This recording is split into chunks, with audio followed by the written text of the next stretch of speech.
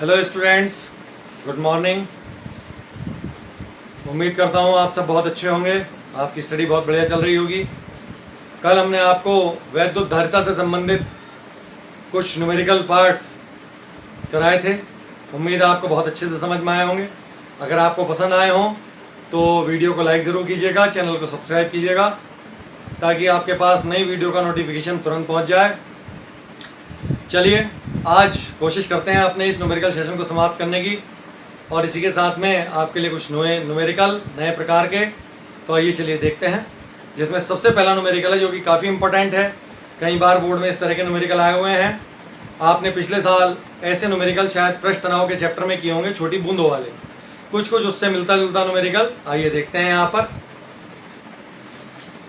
देखिए, पारे की 8 समान गोलीय बूंदों को इस प्रकार आवेशित किया जाता है कि उनमें से प्रत्येक का विभव 5 वोल्ट है।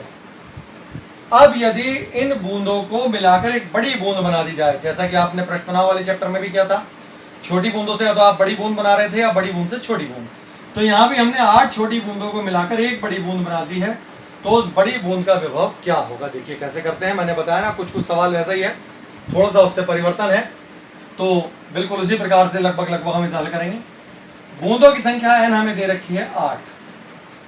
छोटी बूंद का विभव हमने मान लिया स्मॉल v, कितना दे रखा है हमें 5 वोल्ट। छोटी बूंद के लिए हमने सारे सिंबल छोटे यूज किए हैं, बड़ी बूंद के लिए सारे सिंबल हम बड़े यूज करेंगे। माना छोटी बूंद की त्रिज्या स्मॉल r और छोटी बूंद का आवेश स्मॉल q। तो देखिए, छोटी बूंद का विभव, बूंद होती है गोलाकार और गोलीय चालक का विभव आपको बताइए कितना होता है, 1/4πε0 Q/r, और इसका मान आपको पहले से दिया गया है 5 वोल्ट। तो ये आ गई समीकरण नंबर 1। अब देखिए, जिस तरह हमने छोटी बूंद का आवेश और छोटी बूंद की त्रिज्या से छोटी बूंद का विभव निकाला, इसी तरह हम बड़ी बूंद की त्रिज्या और बड़ी बूंद के आवेश से हम बड़ी बूंद का विभव निकालेंगे, जो कि यहाँ नहीं दे रखी है। तो हम उसके लिए मान लेंगे, माना बड़ी बूंद की त्रिज्या कैपिटल R, माना बड़ी बूंद का आवेश कैपिटल Q, माना बड़ी बूंद का विभव कैपिटल V, तो वो कितना हो जाएगा उसी प्रकार से 1/4πε0। छोटी बूंद के लिए हमने छोटी बूंद का आवेश लगाया था, छोटी बूंद की त्रिज्या लगाई थी। बड़ी बूंद के लिए हम बड़ी बूंद का आवेश और बड़ी बूंद की त्रिज्या लगाएंगे। अब चूंकि हमें यहाँ Q और R की वैल्यू नहीं दी गई है, तो जाहिर सी बात है हम V का मान नहीं निकाल सकते। तो हम आगे अपने क्वेश्चन को Q और R की वैल्यू सॉल्व करके निकालेंगे। तो देखिए Q की वैल्यू कैसे निकालते हैं। आप सभी को पता है, चैप्टर नंबर 1 में, वैद्युत आवेश वाले चैप्टर में आपको बताया गया था कि आवेश बीजगणितीय योग के नियम का पालन करते हैं। तो उसी नियम से हम यहाँ पर बड़ी बूंद का आवेश निकालेंगे। जब यहाँ हमने 8 छोटी बूंदों को मिलाकर एक बड़ी बूंद बनाई है, तो जाहिर सी बात है योग का नियम ये कहता है कि बड़ी बूंद का आवेश उन 8 छोटी बूंदों के आवेशों के योग के बराबर होगा। तो हम 8 छोटी बूंदों का आवेश जोड़ लेंगे, या हम उसको ऐसे लिख सकते हैं, एक बड़ी बूंद का आवेश कैपिटल Q बराबर n गुणा एक छोटी बूंद का आवेश। तो n और छोटी बूंद का आवेश है Q, तो ये कितना हो गया आपका NQ। इसी प्रकार एक बड़ी बूंद का आयतन, त्रिज्या निकालने के लिए आपने पिछले साल प्रश्न तनाव के न्यूमेरिकल्स में बहुत अच्छे प्रकार से किया होगा। एक बड़ी बूंद का आयतन बराबर n गुणा एक छोटी बूंद का आयतन। तो बड़ी बूंद का आयतन हो गया, चूंकि बूंद गोलाकार होती है तो गोले का आयतन 4/3 पाई कैपिटल R क्यूब बराबर n into 4/3 pi small r cube. 4/3 पाई से 4/3 पाई कैंसिल हो गया, तो कैपिटल R क्यूब बराबर हो गया n into small r cube, या यहाँ से कैपिटल R की वैल्यू आ गई n की पावर 1/3 इंटू r। तो देखिए, कैपिटल Q की वैल्यू आपके पास है NQ, कैपिटल R की वैल्यू आपके पास है n की पावर 1/3 इंटू r। तो हम समीकरण 3 और 4 से दोनों वैल्यू उठाकर कहाँ रख देंगे, समीकरण नंबर 2। तो देखिए वैल्यू आ गई 1/4πε0, कैपिटल Q की जगह NQ और कैपिटल R की जगह n की पावर 1/3 इंटू r। इसको हम ऊपर ले गए n की पावर 1/3 को, तो ये n की पावर 1 है, ये हो गई -1/3, 1/4πε0 Q/r। इसकी वैल्यू सॉल्व करके आ गई n की पावर 2/3 इंटू स्मॉल v। तो देखिए कि डायरेक्ट फॉर्मूला भी बन गया आपके पास, एक रिलेशन आ गया v बराबर n की पावर 2/3 इंटू स्मॉल v। अगर एक नंबर में कहीं सवाल आता है तो आप डायरेक्ट ये फॉर्मूला लगा के सवाल को सॉल्व कर सकते हैं, और अगर लॉन्ग क्वेश्चन आता तो आपको पूरा इस तरह से हल करना ही है। अब यहाँ आप n की वैल्यू रख देंगे 8 की पावर 2/3 और v की वैल्यू 5। इसको हम लिख सकते हैं 2 की पावर 3 गुणा 2/3 इंटू 5, 3 से 3 कैंसिल हो गया, तो 2 की पावर 2 यानी कि 2 का स्क्वायर 4 और गुणा 5, यानी आपका आंसर आ गया 20। इसी प्रकार से देखिए एक मिलता जुलता न्यूमेरिकल और आपको कराता हूं, और अच्छी तरह से न्यूमेरिकल समझ में आ जाएगा। समान त्रिज्या वाली व समान रूप से आवेशित जल की 64 बूंदों को मिलाकर एक बड़ी बूंद बनाई गई है। तो बड़ी बूंद की त्रिज्या विभव, धारिता और स्थितिज ऊर्जा के मान छोटी बूंद की तुलना में कितने होंगे। तो जैसे हमने ये क्वेश्चन किया, देखिए यहाँ हमने दो चीज का आप अगर देखें तो तुलना की है। देखिए त्रिज्या की तुलना आपने ये कर रखी है, आवेश की तुलना आपने ये कर रखी है, और विभव की तुलना आपने ये कर रखी है। तो तीन चीजों की तो तुलना आपने ऑलरेडी इस सवाल में कर रखी है। तो बिल्कुल इसी तरीके से हम डायरेक्ट यहीं से मान उठा के रख देंगे, और जो चीजों की तुलना हमने नहीं की है जैसे धारिता की और स्थितिज ऊर्जा की, तो वो हम आपको करके दिखाएंगे। तो देखिए यहाँ फॉर्मूला है R बराबर n की पावर 1/3 इंटू R, जहां हमने R मानी है बड़ी बूंद की त्रिज्या और स्मॉल r मानी है छोटी बूंद की त्रिज्या। ऐसे ही आवेश बड़ी बूंद का माना है Q और छोटी बूंद का माना है स्मॉल q। जो भी बड़े सिंबल हैं वो हम बड़ी बूंद के लिए इस्तेमाल करेंगे, जैसे कैपिटल C बड़ी बूंद की धारिता, स्मॉल c छोटी बूंद की धारिता, कैपिटल U बड़ी बूंद की ऊर्जा, स्मॉल u छोटी बूंद की ऊर्जा। तो इसी प्रकार से तो देखिए R बराबर n की पावर 1/3 इंटू R हमने डायरेक्ट कर दिया है, वरना आपको इसी तरह से सोल्व करना है। एक बड़ी बूंद का आयतन बराबर n गुणा एक छोटी बूंद का आयतन। ये दो स्टेप मैं नहीं कर रहा हूं क्योंकि अभी आपको करके ही दिखाए हैं, तो मैं डायरेक्ट ये फॉर्मूला उठा लेता हूं यहाँ से। n की वैल्यू है 64, 64 की पावर 1/3 इंटू R। 64 को लिख सकते हैं हम 4 की पावर 1/3 इंटू 3, 3 से 3 कैंसिल हो गया तो ये आ गया 4R। तो कहने का तात्पर्य यह है कि बड़ी बूंद की त्रिज्या छोटी बूंद की त्रिज्या की 4 गुनी हो जाएगी। इसी तरह विभव हम निकाल सकते हैं। विभव का फॉर्मूला था कैपिटल V बराबर n की पावर 2/3 इंटू स्मॉल v। तो n का मान 64 की पावर 2/3 यानी 4 की पावर 3 गुणा 2/3, तो 3 से 3 कैंसिल हो गया, 4 का स्क्वायर यानी कि 16v। तो बड़ी बूंद का विभव छोटी बूंद के विभव की तुलना में 16 गुना होगा। इसी तरह छोटी बूंद की धारिता, बूंद होती है गोलाकार, और आपने पढ़ा था गोली चालक की धारिता कितनी होती है 4 पाई एप्सिलॉन नॉट इंटू त्रिज्या। छोटी बूंद के लिए छोटी बूंद की त्रिज्या स्मॉल r, और बड़ी बूंद के लिए बड़ी बूंद की त्रिज्या कैपिटल R। और आपने अभी ऊपर संबंध निकाला है कैपिटल R बराबर किसके है 4 इंटू स्मॉल r। तो हमने यहाँ पे कैपिटल R की वैल्यू पुट कर दी 4 इंटू स्मॉल r। 4 कॉमन आ गया तो ये आ गया 4 पाई एप्सिलॉन नॉट r, जो की धारिता है किसकी छोटी बूंद की, तो ये आ गया 4c। यानी कि बड़ी बूंद की धारिता छोटी बूंद की धारिता की 4 गुना होगी। इसी तरह छोटी बूंद की स्थितिज ऊर्जा स्मॉल u बराबर 1/2 small c into small v square, और बड़ी बूंद की स्थितिज ऊर्जा कैपिटल U बराबर 1/2 capital C into capital v square. देखिए कैपिटल C बराबर कितना है 4 इंटू स्मॉल c के, और कैपिटल V बराबर कितना है 16 इंटू स्मॉल v, और उसका स्क्वायर हो जाएगा। तो यहाँ से 16 का स्क्वायर 256, 256 की 4 से गुणा करेंगे 1024, और ये आ गया 1/2 small c into small v square, जो कि मान है स्मॉल u का। अर्थात कैपिटल U 1024 गुना हो जाएगी किसके स्मॉल u के। यानी बड़ी बूंद की स्थितिज ऊर्जा छोटी बूंद की स्थितिज ऊर्जा की 1024 गुना आपको प्राप्त होगी। तो इस प्रकार के न्यूमेरिकल कई बार आ चुके हैं, इसकी अच्छी तरह से आप प्रैक्टिस कर सकते हैं। n का मान यहाँ कुछ भी हो सकता है, 64 हो सकता है, 8 हो सकता है, 27 हो सकता है, 1000 हो सकता है, 10 की पावर 3 हो सकता है, 10 की पावर 6। कोई ना कोई मान ऐसा होगा जिसका आप बहुत सुविधाजनक तरीके से घन निकाल सकते हैं। तो दोनों सवाल बहुत इंपॉर्टेंट है, ध्यान से इनको करिएगा। चलिए आगे चलते हैं अपने नए क्वेश्चंस पर।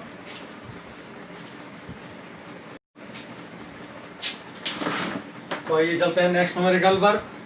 एक समांतर प्लेट संधारित्र की प्रत्येक प्लेट का क्षेत्रफल 40 सेंटीमीटर स्क्वायर है। क्षेत्रफल दे रखा है आपको ये 40 सेंटीमीटर स्क्वायर, यानी कि 40 गुणा 10⁻⁴ मीटर स्क्वायर। वह दोनों प्लेटों के बीच वैद्युत क्षेत्र की तीव्रता 50 न्यूटन प्रति कूलाम। वैद्युत क्षेत्र की तीव्रता E बराबर 50 न्यूटन प्रति कूलाम। तो प्रत्येक प्लेट पर आवेश की गणना करनी है, Q बराबर क्या।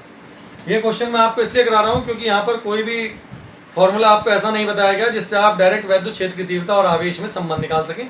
तो थोड़ा सा घुमावदार क्वेश्चन है, बहुत आसानी से आपकी समझ में आ जाएगा। देखिए समांतर प्लेट संधारित्र की धारिता होती है C बराबर एप्सिलॉन नॉट A/d। चूंकि यहाँ कहीं भी परावैद्युतांक का जिक्र नहीं किया गया है तो हमने ये मान लिया कि ये वायु संधारित्र है। अगर परावैद्युतांक का जिक्र किया जाता तो हम लगाते K एप्सिलॉन नॉट A/d। तो C बराबर हो गया एप्सिलॉन नॉट A/d। प्रत्येक प्लेट पर आवेश Q बराबर होता है CV, तो C का मान हमने यहाँ से उठा के रख दिया epsilon not A/d into V, जहाँ V क्या है प्लेटों के बीच विभवांतर। आप सभी को पता है V/d विभव प्रवणता का सूत्र है, और ये किसके बराबर होगा वैद्युत क्षेत्र की तीव्रता E के। तो इस V/d की जगह रख सकते हैं हम E। तो देखिए एक संबंध आ गया Q और E के बीच। Q आपको निकालना है, E आपको दिया गया है, A आपको दिया गया है, एप्सिलॉन नॉट का मान आपको पता है। तीनों का मान रख के आप अपने क्वेश्चन को सॉल्व कर सकते हैं। आगे चलते हैं क्वेश्चन नंबर 28। एक समांतर प्लेट संधारित्र की प्लेटों के बीच की दूरी 1 सेंटीमीटर है। क्या दी है प्लेटों के बीच की दूरी स्मॉल d 1 सेंटीमीटर, यानी कि 1 × 10⁻² मीटर, और प्रत्येक प्लेट का क्षेत्रफल 0.01 मीटर स्क्वायर। क्षेत्रफल होता है आपको पता है 0.01 मीटर स्क्वायर। इसे 150 वोल्ट विभवांतर से आवेशित किया जाता है। विभवांतर कितना हो गया इसका? 150 वोल्ट। आवेशन बैटरी को हटाकर, जब आपने बैटरी को हटा दिया, पहले भी आपने कई प्रकार क्वेश्चन इस प्रकार के कर चुके हैं, जब हमने बैटरी को हटा दिया तो क्या कांस्टेंट हो जाता है? आपको पता है, क्यू कांस्टेंट हो जाता है। संधारित्र की प्लेटों के बीच 7 परावैद्युतांक का गुटका रख दिया जाता है। जब संधारित्र की प्लेटों के बीच कोई भी परावैद्युत पदार्थ रख दिया जाता है, प्लेटों का क्षेत्रफल बदल दिया जाता है या प्लेटों के बीच की दूरी बदल दी जाती है, तो सबसे पहले क्या बदलती है? संधारित्र की धारिता। तो जाहिर सी बात है यहां पर C बदल जाएगा, और संधारित्र की धारिता बदलने के साथ साथ या तो Q बदलता है या V बदलता है, जो निर्भर करता है किस बात पर कि स्रोत जोड़ा हुआ है या स्रोत हटा दिया है। क्योंकि यहां आपसे पहले ही स्पष्ट रूप से कह दिया गया कि हमने स्रोत हटा दिया है, तो यहाँ Q कांस्टेंट हो जाएगा। अर्थात परावैद्युत की पट्टी रखने के बाद जब धारिता बदलेगी तो धारिता के साथ साथ यहाँ विभवांतर बदल जाएगा। गुटका रख दिया जाता है तो परावैद्युत माध्यम में वैद्युत क्षेत्र की तीव्रता आपको ज्ञात करनी है। देखिए बहुत आसान सा क्वेश्चन है, आपने अभी थोड़ी देर पहले ही पढ़ा कि E बराबर होता है V/D। तो परावैद्युत की पट्टी रखने के बाद, यानी कि परावैद्युत की पट्टी में, तो जाहिर सी बात है जब हम परावैद्युत की पट्टी रखेंगे तो अभी आपको होता है क्या बदल जाएगा? धारिता बदल जाएगी, और धारिता बदलने के साथ साथ विभवांतर आपका बदल जाएगा। तो वही बदला हुआ विभवांतर यदि हम निकाल लें तो हम E का मान ज्ञात कर सकते हैं। तो बहुत ही सरल तरीका है। देखिए आपको पता है कि अगर हम प्लेटों के बीच परावैद्युत की पट्टी रखते हैं तो C डैश यानी कि नई धारिता हो जाती है KC, ये हो गया 7C। अब चूंकि हमने स्रोत हटा दिया है तो Q कांस्टेंट है, Q कांस्टेंट है तो CV बराबर हो जाएगा C डैश V डैश। ये प्रारंभिक धारिता, प्रारंभिक विभवांतर, ये पट्टी रखने के बाद की धारिता, पट्टी रखने के बाद विभवांतर। इसका मान हमें ज्ञात करना है। C का मान है C, V का मान है 150 आपको ऊपर दिया गया है, C डैश आपने निकाला 7C और V डैश हमें ज्ञात करना है। तो C से C कट गया तो V डैश आ गया 150/7 वोल्ट। तो जाहिर सी बात है E डैश कितना आ जाएगा? V डैश/D। V डैश का मान ये रहा और D डैश का मान D का मान आपके पास ये रखा है 1/10⁻² मीटर। तो आप दोनों का मान रख के अपने क्वेश्चन का आंसर निकाल सकते हैं। चलते हैं नेक्स्ट क्वेश्चन पर। देखिए एक समांतर प्लेट वायु संधारित्र की धारिता 2 माइक्रोफैराड है। जब इसकी प्लेटों के बीच की दूरी की 3/4 मोटाई की के परावैद्युतांक की प्लेट, यहां पूरे स्थान में आपने परावैद्युत नहीं भरा है। क्या कह रहा है? प्लेटों के बीच की दूरी की 3/4 मोटाई की, यानी कि प्लेटों के बीच कुछ स्थान रिक्त हो जाएगा।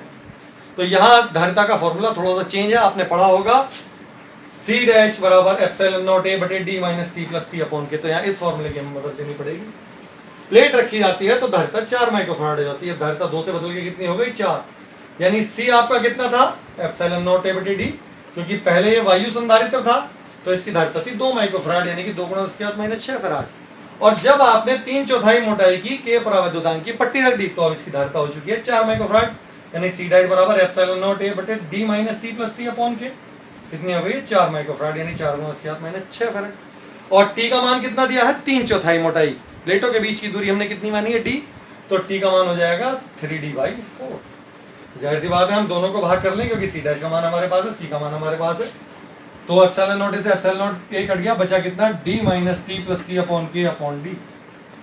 इसका मान 2, इसका मान 4, 10 की घात 6 से 10 की घात -6 से -6 कैंसिल हो गई।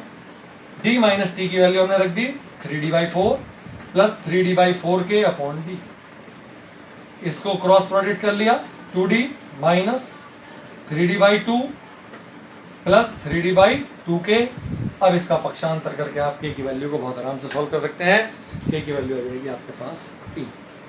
तो आप देख रहे हैं हर क्वेश्चन एक नए प्रकार का क्वेश्चन है। इससे संबंधित और जितने क्वेश्चन आपको किताब में दिए हुए हैं आप बहुत इजीली इन क्वेश्चनों को सॉल्व कर सकते हैं। आइए चलते हैं अब एक और नए प्रकार के क्वेश्चन पर।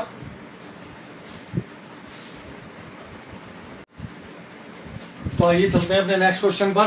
देखिए समांतर प्लेट वायु संधारित्र की प्रत्येक प्लेट का क्षेत्रफल यानी कि A आपको दिया है 150 सेंटीमीटर स्क्वायर, यानी 150×10⁻⁴ मीटर स्क्वायर। इसकी प्लेटों के बीच की दूरी 0.8 mm, प्लेटों के बीच की दूरी होती है स्मॉल d 0.8 mm, यानी 0.8×10⁻³ मीटर। और यदि हम इसका दशमलव हटा दें तो हो जाएगा 8×10⁻⁴ मीटर।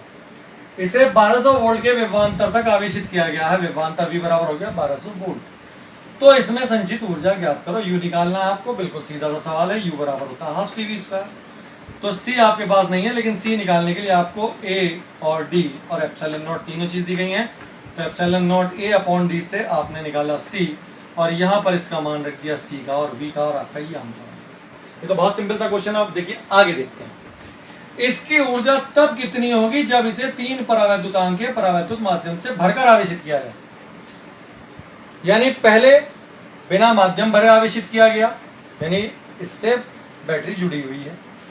अब परावैद्युत भरने के बाद भी इसे आवेशित किया जा रहा है, इसका मतलब यहां पर भी हमने बैटरी जोड़ रखी है, बैटरी नहीं हटाई। जब हम बैटरी जुड़ी रखते हैं तो आपको पता है V कांस्टेंट होता है, लेकिन हम अगर कोई भी भौतिक प्राचल में परिवर्तन करेंगे तो धारिता जरूर बदल जाती है। तो हम बदली हुई धारिता निकालना, और आपको पता है परावैद्युत भरने के बाद धारिता कितनी आती है, Kc। K का मान है 3, तो ये हो गई 3C। अब सीधा हमारा फॉर्मूला U डैश बराबर half C dash into V square, क्योंकि अभी बैटरी जुड़ी हुई है यानी V कांस्टेंट है। तो हाफ C डैश का मान हो गया 3C into V square, 3 common आ गया, हाफ CV स्क्वायर, और हाफ CV स्क्वायर कितना है, U है, और U का मान हमने निकाला 1.2 × 10⁻⁴, यानी इसका 3 गुना, तो 12 1.2 का 3 गुना 3.6 × 10⁻⁴ जूल। अब देखिए आगे क्या कह रहा है। अभी तक हमने बैटरी जोड़ रखी थी, अब क्या कह रहा है, यदि इसे पहले वायु संधारित्र के रूप में आवेशित किया जाए और फिर परावैद्युत भरा जाए, अर्थात परावैद्युत भरने के बाद आप आवेशित नहीं कर रहे हैं, यानी परावैद्युत भरने से पहले आपने बैटरी को हटा दिया।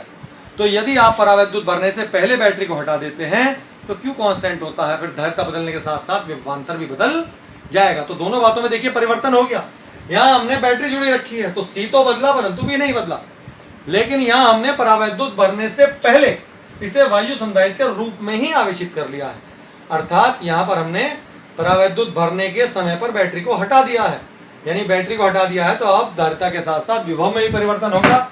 तो आपको पता है CV बराबर किसके हो जाता है, C डैश V डैश।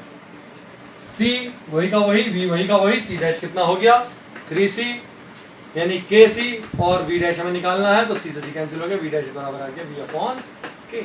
तो अब ऊर्जा कितनी हो जाएगी U double dash, half C dash into V dash square. अब C dash into V square नहीं होगी बल्कि होगी half C dash into V dash square. तो C डैश है KC और V डैश है V/K का स्क्वायर। तो जब इसे सॉल्व करेंगे तो आ जाएगा 1/K हाफ CV स्क्वायर, और हाफ CV स्क्वायर बराबर किसके है, U के, और U का मान कितना है 1.2 × 10⁻⁴/3, यानी कि 0.4 × 10⁻⁴ जूल।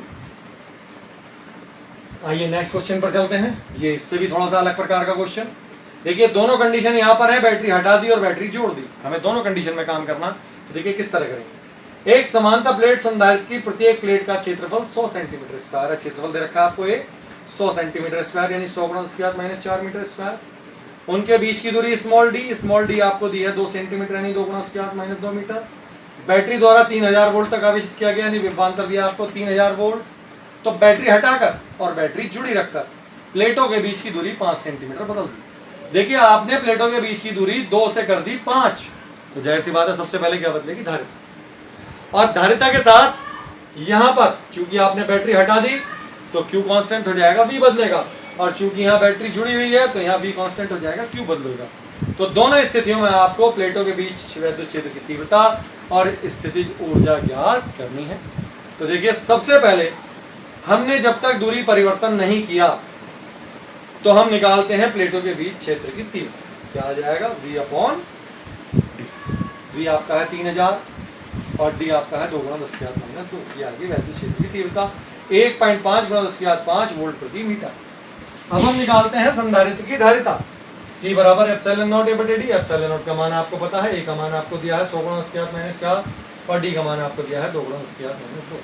इसे सॉल्व करके आ जाएगा 4.425 × 10⁻12 फैराड। और इसी प्रकार स्थितिज ऊर्जा हमने निकाल ली हाफ CV स्क्वायर। C का मान आपके पास ये है और V का मान है आपके पास 3000। तो ये तीनों वैल्यू हमने निकाली कब, जब हमने प्लेटों के बीच दूरी में कोई परिवर्तन नहीं किया।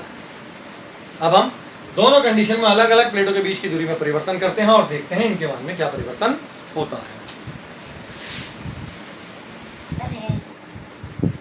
तो देखिए जब हमने बैटरी हटा दी है तो इसका मतलब Q कांस्टेंट हो जाएगा। तो इस स्थिति में प्लेटों के बीच की दूरी बदलने पर धारिता बदलेगी और इसके साथ क्या बदल जाएगा, विभव बदल जाएगा। तो हम बदली हुई धारिता और बदला हुआ विभव निकाल लें। आपको पता है प्लेटों के बीच की दूरी और धारिता एक दूसरे के व्युत्क्रमानुपाती होती है। तो C'/C बराबर D/D'। तो C डैश कितना आ गया, CD/D'। तो चूंकि Q कांस्टेंट है इसलिए CV बराबर हो जाएगा C'/V'। तो C की जगह C, V की जगह V। और सी डैश की हमने रखा सी डी बटे D dash into V dash, तो सी से सी कैंसिल हो गया, वी डैश का मान आ गया वी डी डैश बटे डी। तो जाहिर सी बात है अब दूरी बदलने के बाद वैद्युत क्षेत्र की तीव्रता ई डैश बराबर बदला हुआ विभव और बदली हुई दूरी, तो वी डैश का मान हमने रख दिया वी डी डैश बटे D into D dash, D dash से डी डैश कैंसिल हो गया तो ये आ गया वी बटे डी। तो ये 3000 बटे 2 गुणा 10 की घात माइनस 2 यानी 1.5 गुणा 10 की घात 5 वोल्ट प्रति मीटर। तो ये मान वही आ गया जो दूरी बदलने से पहले था। इसका मतलब दूरी बदलने पर यदि हम बैटरी हटाकर दूरी बदलेंगे तो वैद्युत क्षेत्र की तीव्रता में कोई परिवर्तन नहीं होगा, परंतु देखिए ऊर्जा में क्या परिवर्तन होता है, यू डैश बराबर half C dash into V dash square. C dash की वैल्यू है सी डी बटे डी डैश और वी डैश की वैल्यू है वी डी डैश बटे डी का होल स्क्वायर। तो इसे सॉल्व करने के बाद क्या जाएगा, डी डैश बटे D half C V square, और हाफ सी वी स्क्वायर बराबर किसके है, यू के। तो डी डैश का मान है 5 गुणा 10 की घात माइनस 2, डी का मान है 2 गुणा 10 की घात माइनस 2 और यू का मान है 2 गुणा 10 की घात माइनस 5। तो ये आ गया 5 गुणा 10 की घात माइनस 5 जूल। तो आप देख रहे हैं अगर हम बैटरी हटाकर दूरी बदलते हैं तो वैद्युत क्षेत्र की तीव्रता में कोई परिवर्तन नहीं होता है, परंतु स्थिति ऊर्जा बदल जाती है। अब देखते हैं बैटरी जुड़े रखने पर इन दोनों के मान में क्या परिवर्तन होगा। तो जिस तरह बैटरी हटाकर Q कांस्टेंट हो जाता है, इसी तरह बैटरी जुड़ी रहने पर V कांस्टेंट हो जाता है। तो जाहिर सी बात है प्लेटों के बीच की दूरी बदलने पर यहाँ धारिता के साथ जिस तरह विभव बदला था Q कांस्टेंट होने पर, तो अब V कांस्टेंट होने पर Q बदल जाएगा, यानी धारिता के साथ साथ आवेश बदलेगा। तो E डबल डैश कितना इसी फॉर्मूले से निकालेंगे, चूंकि विभव नहीं बदला है तो V बटे D डैश, क्योंकि आपने दूरी बदल दी है। तो 3000 बटे 5 गुणा 10 की घात माइनस 2। तो अब आप देख रहे हैं अगर हम बैटरी जुड़ी रखकर प्लेटों के बीच की दूरी बदलेंगे तो वैद्युत क्षेत्र की तीव्रता बदल जाएगी। ये पहले थी आपकी 1.5 गुणा 10 की घात 5 और अब आ गई है ये 6 गुणा 10 की घात 4, या अगर आप इसे 0.5 के रूप में ही लिखना चाहते हैं घात में तो 0.6 गुणा 10 की घात 5 वोल्ट प्रति मीटर। तो ये घट चुकी है, 1.5 से आ चुकी है 0.6। और ऊर्जा यू डबल डैश देखते हैं half C dash into V square, क्योंकि धारिता बदली है, धारिता के साथ वी नहीं बदला है। तो हाफ सी डैश का मान है सी डी बटे D dash into V square. तो डी बटे डी डैश को अलग कर लिया, ये हो गया हाफ सी वी स्क्वायर और ये किसका है, यू की। तो डी का मान है 2 गुणा 10 की घात माइनस 2, डी डैश का मान है 5 गुणा 10 की घात माइनस 2 और यू का मान है 2 गुणा 10 की घात माइनस 5। तो ये आ गया 0.8 गुणा 10 की घात माइनस 5 जूल। तो आप देख रहे हैं ऊर्जा भी पहले की तुलना में घट चुकी है। पहले ऊर्जा थी 2 गुणा 10 की घात माइनस 5 जूल, और अब ऊर्जा आई है 0.8 गुणा 10 की घात माइनस 5 जूल। तो आइए देखते हैं और न्यूमेरिकल्स। तो देखिए एक समांतर प्लेट संधारित्र की धारिता 100 पिकोफैराड है। इसे 600 वोल्ट तक आवेशित किया जाता है। आवेशन के बाद बैटरी को हटाकर प्लेटों के बीच की दूरी आधी कर दी जाती है, तो संधारित्र पर नया विभवांतर व संचित ऊर्जा। आपको मैंने पहले ही बताया था कि इस प्रकार के बहुत सारे क्वेश्चन बोर्ड में आए हुए हैं, और ये भी उन्हीं में से एक क्वेश्चन है, क्योंकि हमने क्या कहा है, बैटरी को हटाकर। जब हमने बैटरी को हटा दिया तो यदि अब हम किसी भी भौतिक प्राचल में परिवर्तन करेंगे, जैसे हमने प्लेटों के बीच की दूरी को आधी कर दी, तो जाहिर सी बात है धारिता सबसे पहले बदलेगी और धारिता के साथ आवेश नहीं बदलेगा, क्योंकि हम बैटरी हटा चुके हैं। विभवांतर बदलेगा, तो हम वही बदला हुआ विभवांतर निकालते हैं। तो देखिए पहली धारिता आपको दी है 100 पिकोफैराड यानी 100 गुणा 10 की घात माइनस 12 फैराड, और विभवांतर दिया है 600 वोल्ट। तो कह रहा नया विभवांतर और ऊर्जा में परिवर्तन। तो ऊर्जा में परिवर्तन निकालने के लिए हमें प्रारंभिक ऊर्जा भी ज्ञात होनी चाहिए और नई ऊर्जा भी ज्ञात होनी चाहिए। तो सबसे पहले हम निकालते हैं प्रारंभिक ऊर्जा। U बराबर हाफ सी वी स्क्वायर, सी का मान आपके पास है, V का मान आपके पास है, तो ये आ गया 18 गुणा 10 की घात माइनस 6 जूल। अब चूंकि हमने प्लेटों के बीच की दूरी आधी कर दी है, तो दूरी आधी करने पर चूंकि धारिता दूरी के व्युत्क्रमानुपाती है, तो दूरी आधी करने पर धारिता 2 गुनी हो जाएगी। तो धारिता 2 गुनी हो गई, तो धारिता 2 गुनी हो जाएगी, और Q यहाँ पर कांस्टेंट है क्योंकि हमने बैटरी को हटा लिया।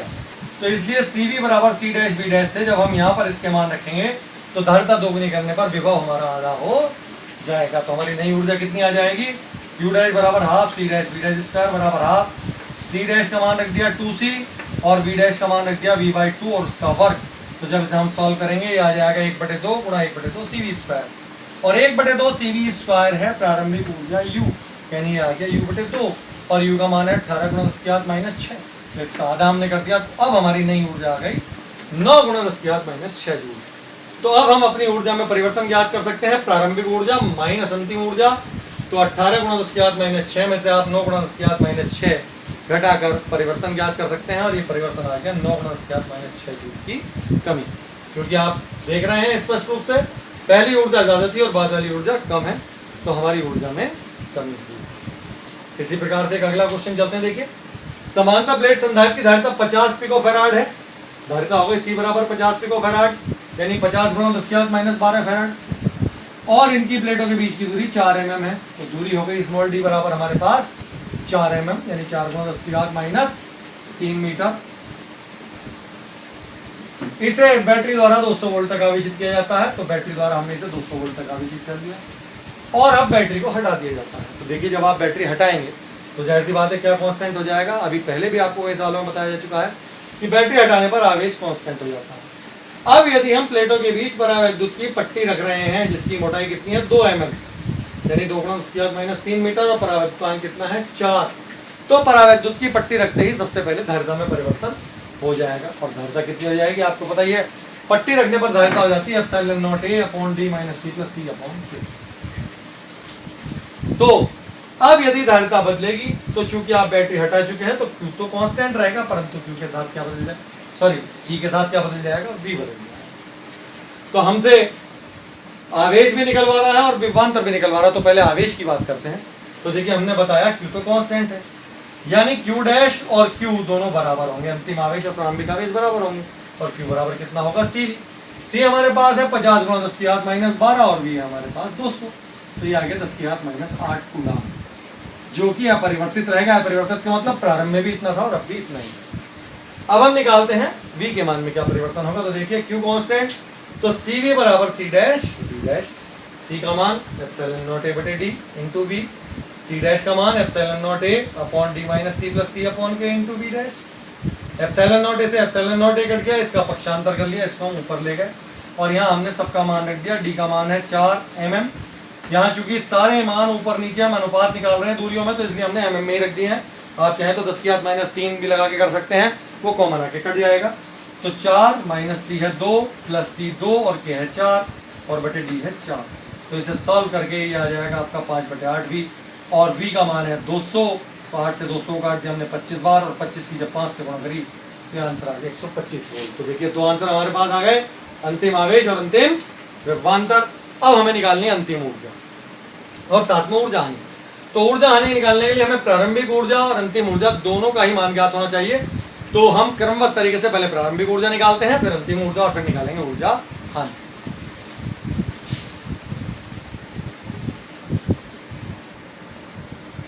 तो देखिए, प्रारंभिक ऊर्जा U बराबर ½ QV।